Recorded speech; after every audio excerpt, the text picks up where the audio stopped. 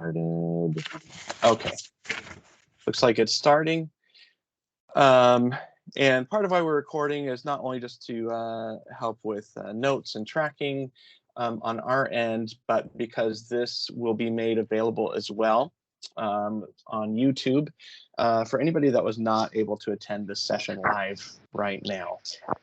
So that will be uploaded potentially by the end of today, and if not, by early next week, as we're at Friday and almost at the weekend. I think it would be great to do a quick introduction of our team members, and I will go first.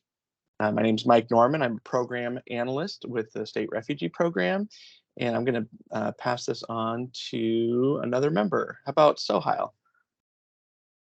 Good morning, everyone. My name is Sohail Alami. I am the State Refugee Housing Coordinator, no, not housing. State Refugee Housing Coordinator and a program analyst. Sorry, it's Friday. My brain isn't working properly.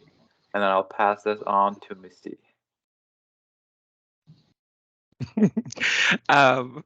Good morning, everyone.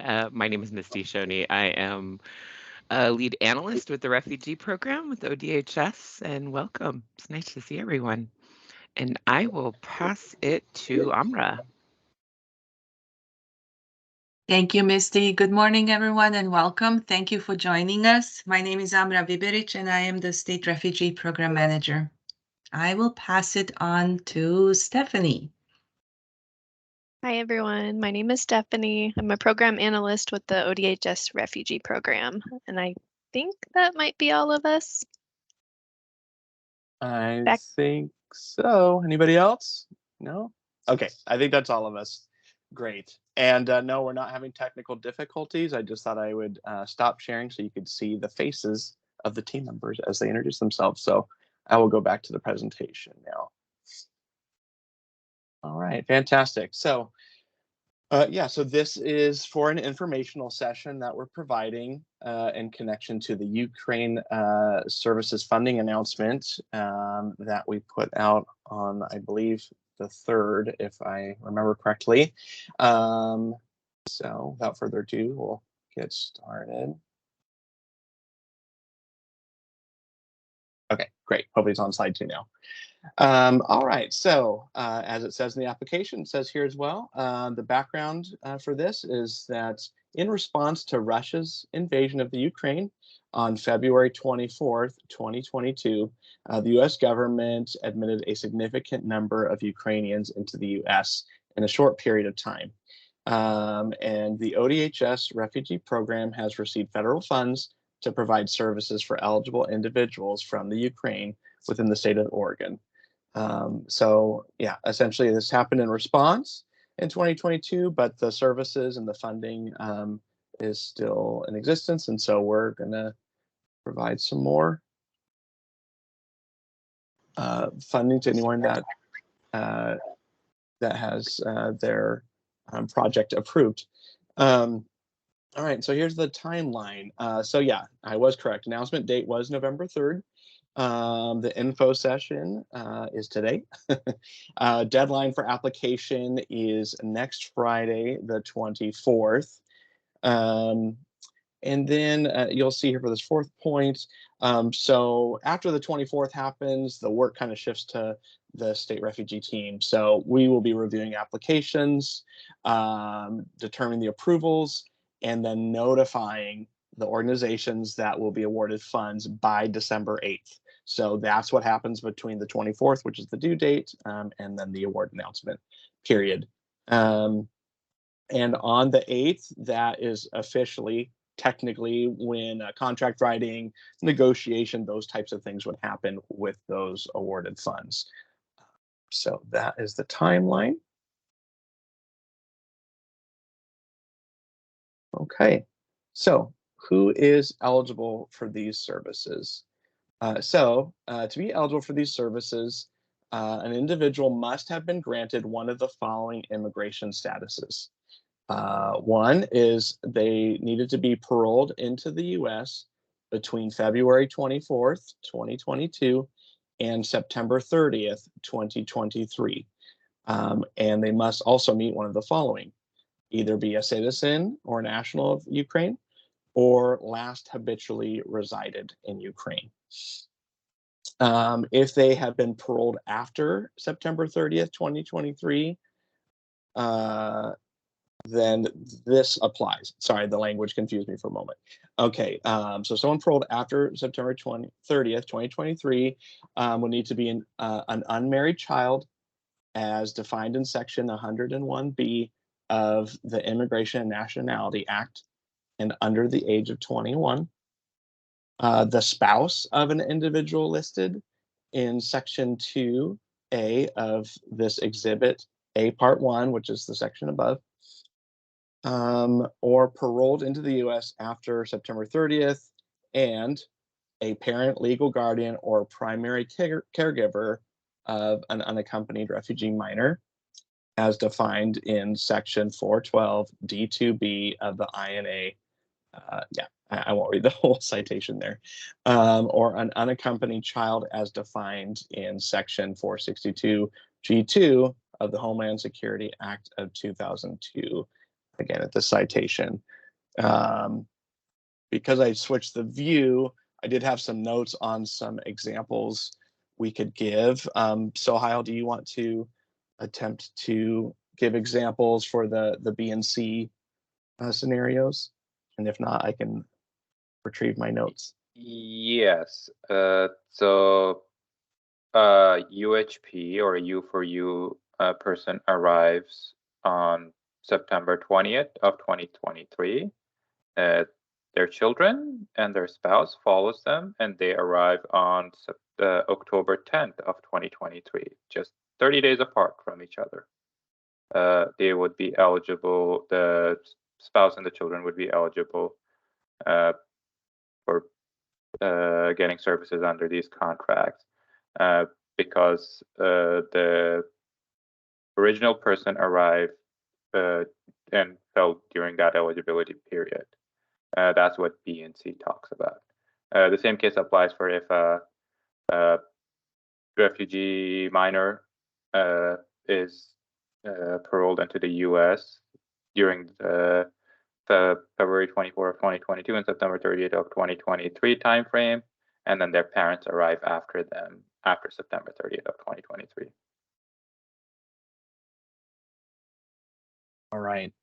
Thank you for assisting with some examples, Sohail. And someone asked in the chat, will we be sharing this PowerPoint? And the answer is no. And it's not because we're holding back any information from you all. It's because this is already essentially verbatim within the application. The point of the session today is just to review in a presentation and then provide some question and answer at the end. So this information is already available through the application. So who can apply for this funding? The ODHS refugee program is inviting any culturally responsive, community-based organizations and resettlement agencies who provide services to immigrants and or refugees in Oregon to apply for this funding. A CBO is defined as a public organization or private nonprofit organization that is representative of a community or a significant segment of a community, and is engaged in meeting human, educational, environmental, or public safety community needs. A nonprofit organization must provide proof they are registered with Oregon Secretary of State as an Oregon-based nonprofit organization and provide proof of their 501c3 IRS tax exempt status. So it's important to highlight. So please, when you turn in your application, please provide proof of that Secretary of State registration and 501c3 if you are a nonprofit agency. The funding. So the ODHS refugee program has approximately $2,250,000 to distribute to organizations to provide services for eligible individuals, like we reviewed in that first slide, and families from Ukraine through September 30th of 2024. So pay attention to that September 2024 date when you're putting in your budget and explaining your project length. The funding is divided into service categories based on funding criteria, community needs, and current gaps in services. Applicants may apply to receive any total amount of funding and may apply for any number of the service categories. Applications should detail each service category separately, and each service category will be examined on its own merits. Funding will be prioritized for culturally and linguistically specific services for individuals and families from Ukraine. The ODHS refugee program will evaluate applications and determine application approval, award amounts, and application denials. So we're going to go into some details on this slide, but this is the summary of the funding. So here's a service category. The first one would be housing assistance. The total funding available in this category is $1 million. A note is that housing assistance services shall not exceed $7,000 per household. So pay attention to this cap when you're, again, budgeting and explaining your project. Some examples of housing assistance services would include direct short-term rental assistance payments, direct short-term utility assistance payments, security deposits, and moving costs. Next category is health and wellness services. The total funding available in this category is $300,000. And here are some examples. Peer support groups, targeted wellness group activities for specific interests and populations. For example, meditation groups, women's sewing groups, etc. So again, activities, and you define how that looks. Health and emotional wellness education classes, adjustment groups, and skill building groups. Next category is senior services. Total funding available here is $75,000. And some examples of senior services are helping to access mainstream aging services within the community by providing information to seniors or improving the way they can access information. Providing services that are not available within the community, such as interpreting and translation services, social and cultural activities, helping seniors access behavioral health supports, assisting with the path to citizenship to naturalize with civics instruction, counseling, and application assistance, or helping seniors access independent living resources such as transportation, home care services, adult daycare, and respite care. The next category is employment services. Total funding available here is $500,000. And here are some examples. Skill building, resume drafting, job search and referral to job opportunities, assistance with job interviews and orientation, job workshops, short-term vocational training. And some examples might be welding, CNA, food service, childcare provider, or beauty or cosmetology. Skills recertification and recredentialing services. And lastly, community-based ESL or ELL services.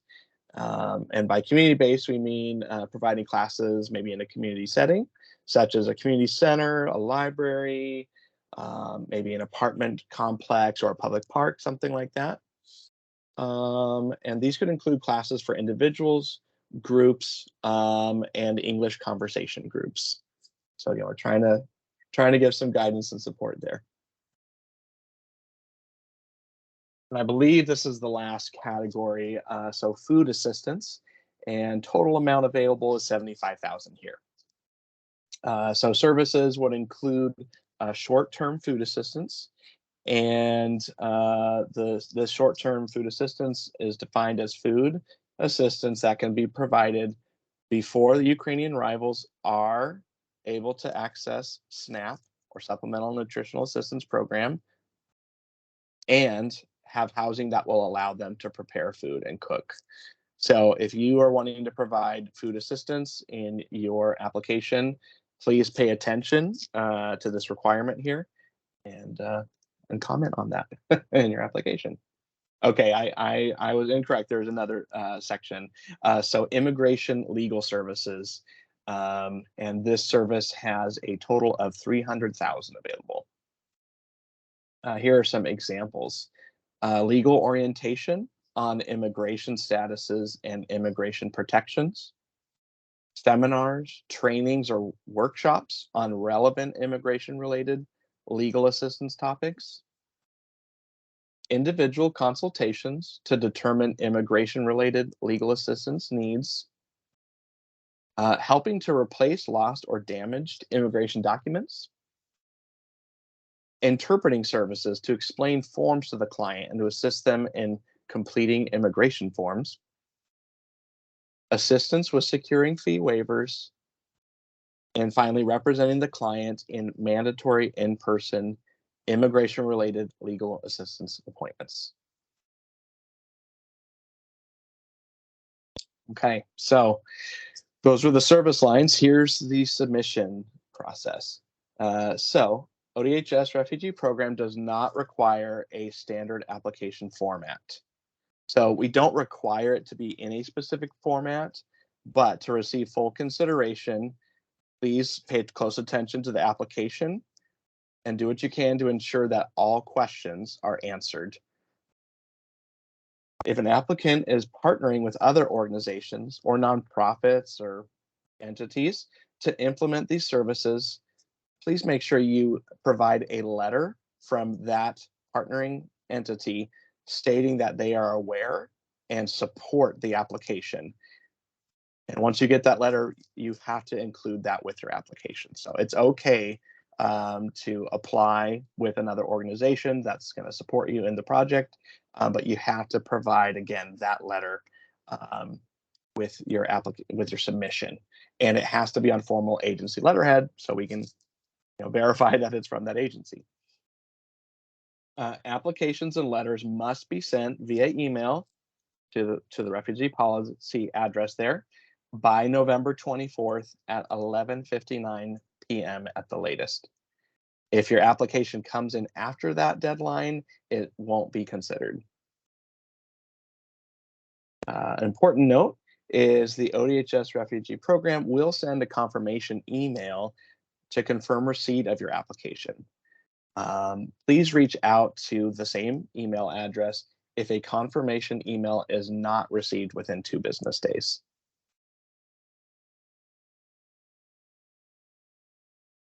Okay, so here's the scoring metrics and how we review and score your application. We're going to be looking at the service description, and that has a maximum of 40 points. We're going to be looking at the service area, and the execution has a maximum of 30 points. We'll be looking at your experience serving the immigration or refugee community, and that has a maximum of 15 points. Your capacity and the ability to perform the project, that has a maximum of 15 points. And there are a few additional questions that they do not have points assigned to them, but they still must be answered to receive full consideration. So it's going to be giving us some helpful information, and we need the information, but you won't be scored for those answers specifically.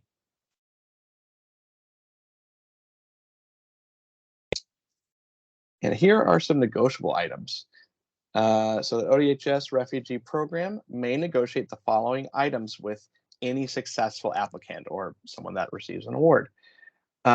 We might be able to negotiate the amount of that contract award, the invoicing and payment time frame for the contract award, the data collection requirements, the description of services to be provided, and finally, the number of individuals served.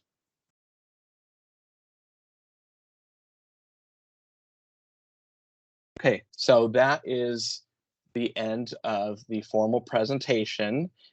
We are going to be opening this up momentarily for questions. If you have additional questions, you can email our refugee policy address here, which is in your applications and has been mentioned a few times here. So feel free to access that if you need to. And we can open it up for some question and answer time. So please raise your hand or indicate you have a question. Okay, I see a Ari Barat. I'm sorry if I got your name wrong. Hi, Ari. Yeah. Ari, thank Good you. afternoon. So I have a few questions actually. Let's start with the easy one. So you were saying that the format of the submission is relatively relaxed. Does that mean that we can include all sorts of supporting documentation like letters of support, budget justification, survey of our surveys filled out by our past clients? We have some resumes of the key personnel, things like that. Budget justification.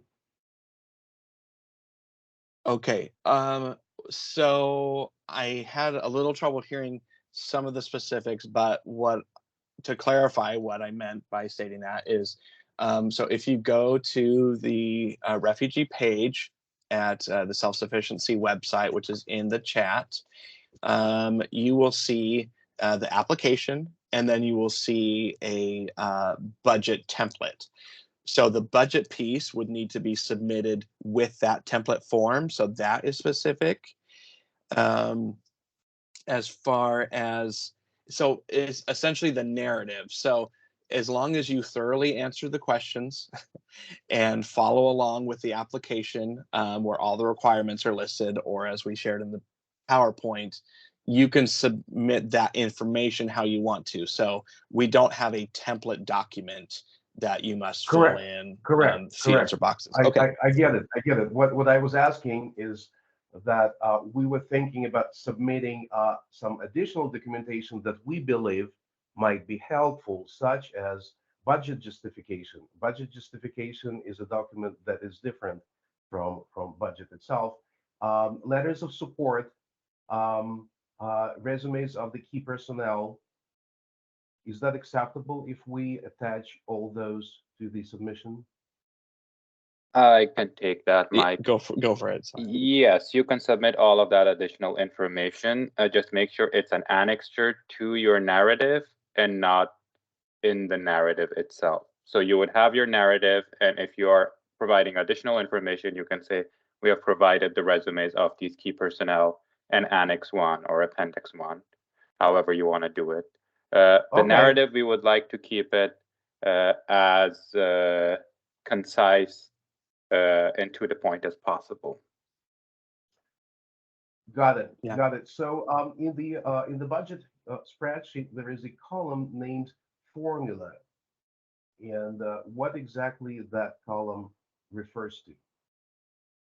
If you open the budget spreadsheet, you will see a column named formula. It appears on page 1 on the first sheet of the workbook. Do you want to answer, Stephanie? I see you nodding. Oh, I was just gonna say, so that's, actually, let me go on mute for just a second. Let me take a look. If somebody else on the team wants to answer, you can go ahead. Yeah, I'm trying to download the budget template from the website so I can answer. All right. While exactly. you're doing that, let me ask something different. So regarding employment and vocational training, let's say there is a small business that is ready, that needs to hire a few people, and they're ready to provide the training, right? So can the funds be used for paying the salaries of the trainees? And if yes, then for how long? Let's say hypothetical scenario that this small business hires a couple of people and is asking for salaries for 2 months to pay those trainees. Is that yeah? So follow-up question to that: is the contractor going to be training your staff, or are they going to be providing training to the actual recipients of the program or the clients? The business has intention to hire later these people. Yeah, you can put them in the contracted personnel. You just have to specify what they're going to do, what is the benefit of it going to be as far as service delivery is concerned in your narrative. Okay, so and what's the reasonable length of this vocational training? Can 2 months, let's say, would that be considered reasonable? Again, this is up to you and how you design your program. As like we would rely on the narrative that you provide and how long you've budgeted for, and we would look at that and to make that determination whether it's reasonable or not. Like it's going to be difficult for us to answer this at this moment because we haven't read the narrative and what the proposal is going to be. Okay, and then finally, about housing assistance. So let's say there is a family that desperately needs housing, and we help them with monthly payments. So how will you disperse the funds? I mean, I can imagine a couple scenarios here that you disperse some funds upfront, and then we distribute that to the families in need. Or first we pay out of pocket, and then to send you an invoice. If you could clarify that process. Yes, so all of our contracts, you would provide the services first, and then you would invoice us for services provided. That is the case with all of our contracts. We don't pay in advance. And so that means that we need to have sufficient funds ourselves to provide housing assistance, and only then, once we provide it, we can send invoice and get reimbursed for that. Yeah, so it would be a cash flow issue. So you would have to have sufficient funds at that very first month, because then after that you can invoice us, and then you could have the cash flow going. And what's the time frame? How long do you think that would take between sending an invoice and being reimbursed? I know we had some trouble this year because we're kind of backed up, but we try to keep it to within a month. So you submit your invoice, we process it, send it for payment, and you will get paid sooner than a month. Did you say about a month? Yeah. So you would submit your invoice. All of our contractors submit their invoices to us on the 8th of each month. We review it and send it for payment, and you will get paid the next month for that invoice that you submitted. Got it. So, any luck with figuring out the formula column in the Yes. Yes. So I have the actual budget open. So let's see if we can figure this out. You said it was on page 1? Yeah. See, if you scroll down a little bit, you will see formula in the middle. This? No. So position, title, formula, Yeah. total budget. Is that what you mean? Yeah. Oh, this. The row 33 and 34. So Yeah, I believe that right there, I think that's just the formula that you're telling us how you came up with it. Yes. So if you look at the top section, it's more spelled out for you. If you scroll down just a little so I can see that where it says position. Yeah, there you go.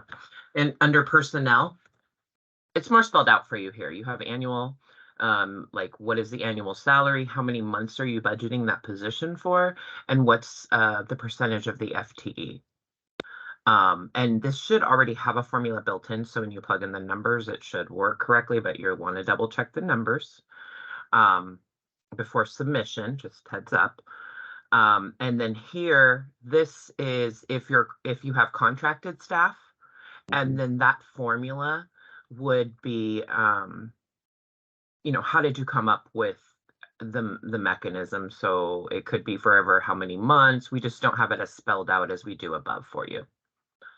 And then what you were referring to with the budget justification, yes, it should have budget justifications, because if we just have costs here, we can't see why, see what the methodology is that and what things will be covering in your budget, unless it's included in your narrative or somewhere.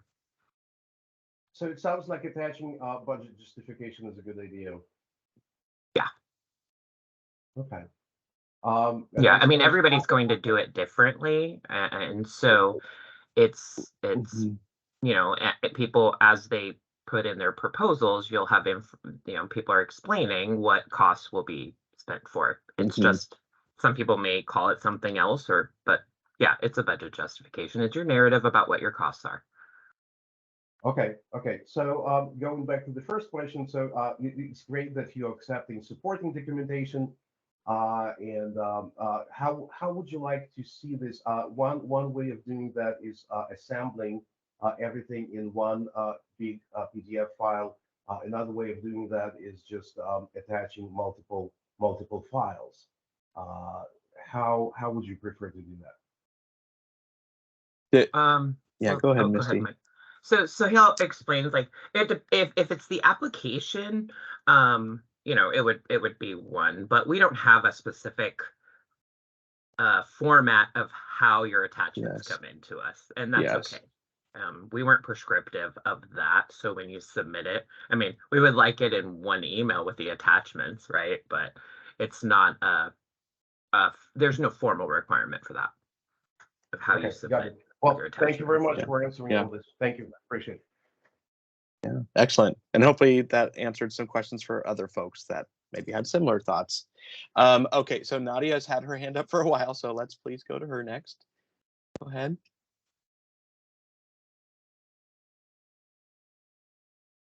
Oh, Nadia, are you okay? Oh, we can't hear you, but we see you talking.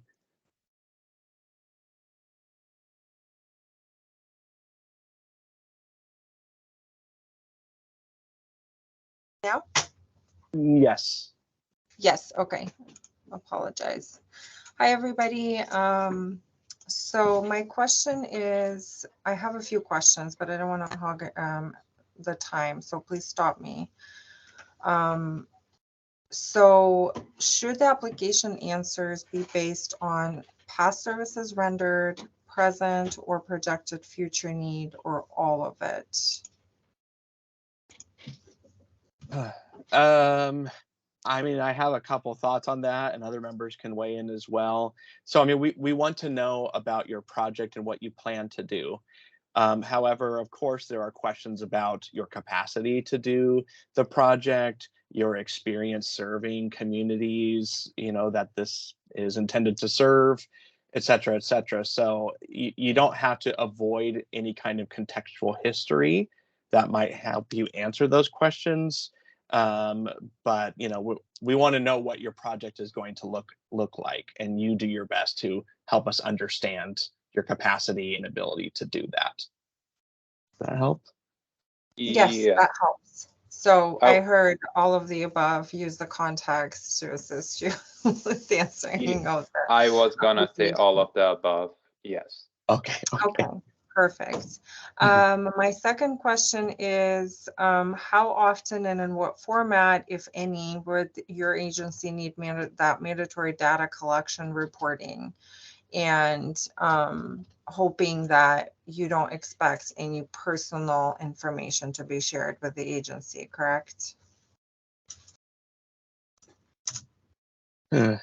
Well, go ahead, Sohail. So we have monthly reporting, which is standard across the board for all of our contracts, and annual reporting. We have some 6-month reporting, which is aggregate data, but the monthly and annual reporting does include PII. There's a lot of so we want people's name, date of birth, because we are expecting you to do eligibility as well, to see if individuals actually are eligible as per the defined guidelines of the Office of Refugee Resettlement. So we want all, and we have to report this information back to ORR as well. So there would be PII information that we would ask from you. So just looking at the application and the citations that you included here, to me, it looks like as long as there is demographic information, the fact that the person's origin is of Ukraine or it's a relative of somebody who qualifies, and that there's an entry date, then that should be sufficient. Like, so here's the dilemma for specifically immigration legal service providers.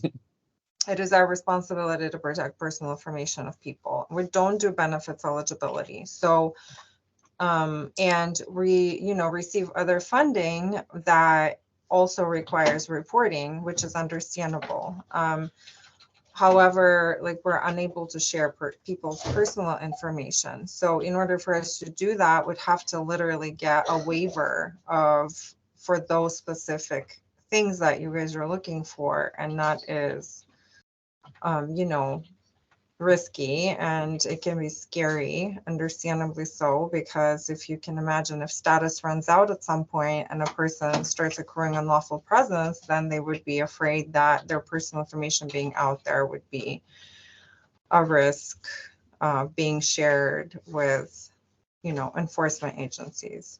So can there be, just for legal service provider applications, like can it just be compliant with that or our statute, which does not include a person's name, date of birth, and their address, but would still tick off those boxes that you're looking for? Misty, you have your hand up. Yeah, so I can answer that. So this is actually federal funding. The federal funding comes with federal requirements of the state that is administering the programs and the funding. So with that comes reporting requirements with all of the funding streams that we receive. And they require us to report names of people served with any of the funding, names, date of birth, alien number. So for example, for legal services, we're not required to provide in any of our reports, like what service in legal services was provided in any of our data reports. But we are required to report like names and service enrollment date and service end date, those types of things. But it comes directly from the federal funds requirements that we have to submit reports on anyone served with this funding. We don't share it beyond our federal partner, which is the Office of Refugee Resettlement, and they most definitely don't share with others, but we do have to share it with our funder. Okay, so what format and how often would you expect that reporting? It is monthly. The reporting is monthly, biannual, and annual. And then if you are an agency that is approved, we'll send out the templates. The templates are different based on what type of service is provided. Okay, got it. That answers my question. Yeah. Mm-hmm. Did you want to add anything, Sohail, to that? No, Misty covered it all. Okay. And I saw another hand pop up, but there are some questions still sitting in chat. Let me get to those first. Okay, we answered Nadia's first question there in the chat. Can government agencies apply for the grant as well? Yes, the answer is yes. So you are still, within that definition of a community-based organization. If you, again, are providing services to the community this is intended for. So hope that helps. I think, okay, Elizabeth Stalker, on page 4 under funding header next to 6 employment services, it states outside existing employment in underserved areas. Can you explain what that means? So I don't know if anyone on the team wants to take it or if you want me to attempt. So she's just asking, what does it mean when we say that we would prioritize employment services that are outside of the kind of the heavily condensed employment service areas? What are we talking about? County, city? We're talking about geographic location. Any other clarification? So, I mean, my understanding of that, and the team can correct me, is that this would just be, we're trying to prioritize funding to expand employment services outside of the main areas where there's already a heavily condensed employment service area. So outside of city limits, outside of county lines, potentially, just we're trying to expand it. So anyone want to clarify anything? Yeah, I can add to that. It's both geographical and type of service. So we do have a statewide employment service provider, which is IRCO. But most of the services for IRCO is concentrated in the Tri-County area. And then we have the resettlement agencies doing some employment work as well. So since UHPs are resettling all over the state, so there might be some geographical areas in the state where there aren't any services provided. And if you want to provide employment services in those areas, we are looking for that. And then we're also looking for different types of services, which we kind of called out. So specific employment and training activities for women or for recredentialing, stuff like that. If it's a unique and novel idea that you think is really helpful and going to work for this specific population, you can submit an application for that. So it's both service type and geographic area. Yes. Okay. And okay, great. Elizabeth's question was addressed. Misty answered Ari's question. Okay, Nadia, I feel like it's important for potential applicants to see those data collection templates, as it is a huge consideration and burden on the population served. Okay. Yeah, so again, at the time of award, that's when that negotiation process would start, which includes going over the reporting requirements, which includes going over the file management requirements and how we store data and privacy and all of those things. So, you know, we still want the applications beforehand, and then we would go into those details with you, and we can negotiate what that looks like within reasonable bounds. So I hope that helps. And I don't see any more in the chat. So Jana? Hello? Thank you for the correction. It is Jana. Oh, great. I have a few questions. One of them is tied to the reporting again. You mentioned that we potentially could apply for several services, that we don't have to be limited to one. So would we then submit different templates for different reporting templates for different services that we would be approved for? Even though there would be maybe like double reporting on the same households, maybe potentially if they would be receiving, let's say, housing and food assistance, or like housing and senior services or things like that? Yeah, I can answer that. So the report template would be the same. So the underlying information, so person's name, date of birth, all of that information would be the same. You would just have separate columns for housing services and another separate column for food services.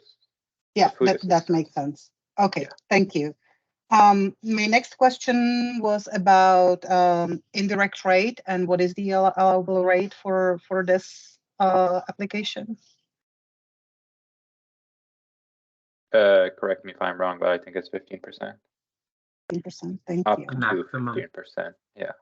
Maximum of 15% admin. Thank you. Sorry, kids are home from school. Běž pryč, prosím. Teď běž pryč, prosím. Děkuju. And my last thing was about,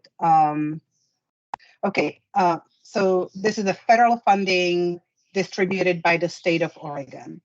I work for Impact Northwest, which is an agency that provides services in Oregon in the Tri-County area and also in Clark County, Washington. Are there any barriers to potentially using this funding if we house a family in Washington State, or there are barriers? Yes. Yes, it has to be within Oregon. Yes. Okay. That's disappointing. Hey, it is potentially disappointing for us as well. Yes, we hate that there's any limitations, but that is the intention for Oregon. Okay. Thank you. And Yana, I don't know if we fully answered your first question. I'm a little concerned we didn't. So your first question had to do with. I was wondering if I would have to submit several reports, but I understand that the template will have categories that I will report for the individual. Yeah. Oh, okay. If it's about reports, then Sohail answered it. I thought you maybe were asking about the submission, like separating your services or template there. So, okay, I think we're answered. This was about reporting. Okay. Thank you. Just clarifying. Okay, good. All right. Well, nothing more in the chat right now. Any other emerging questions?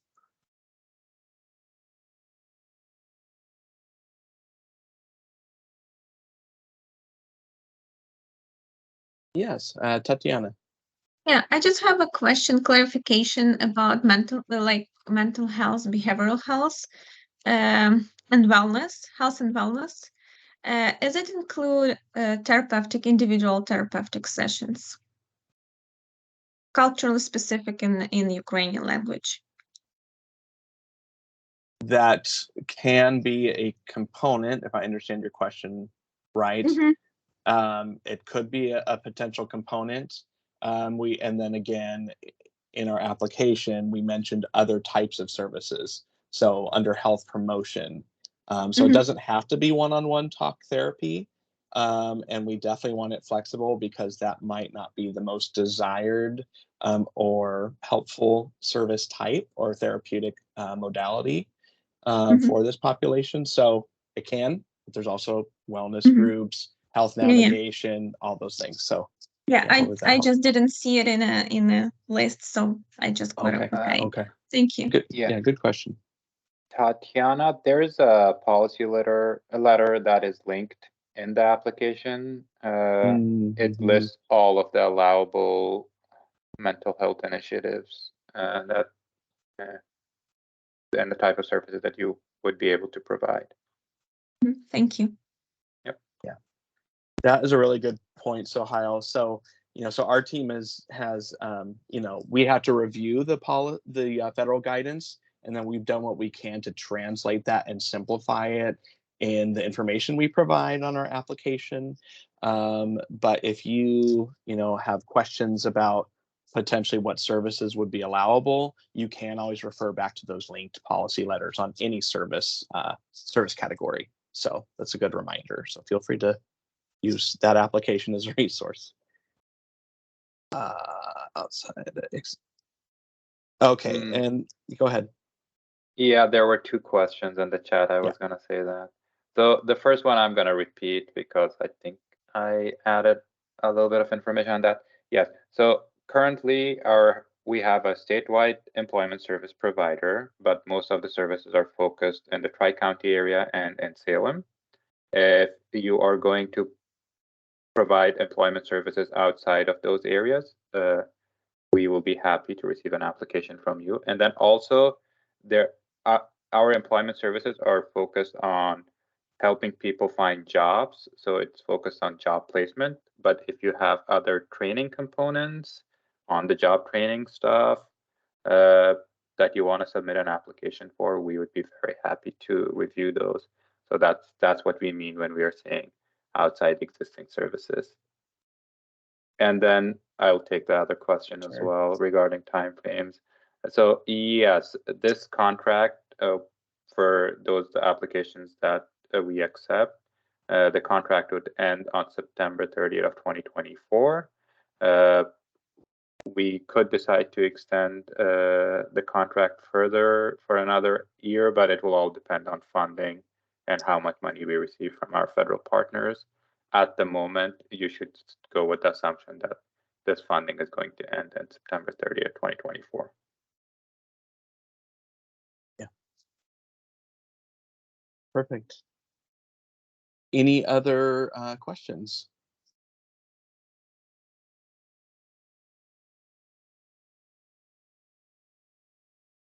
Okay. Well, again, applications are due next Friday, November 24th at 11:59. So we wanted to hold this with one additional week of time after this info session, just help you feel as prepared as possible to do your best in creating your proposal and submitting those. So we look forward to those. Thank you all for attending today. And again, we will do what we can to get this on YouTube immediately for you to review again, or for those who could not attend live to see this presentation. So thank you again for coming. Thank you. Thank you very much. Thank you, Mike. All right. Thank you, everyone. Thank you.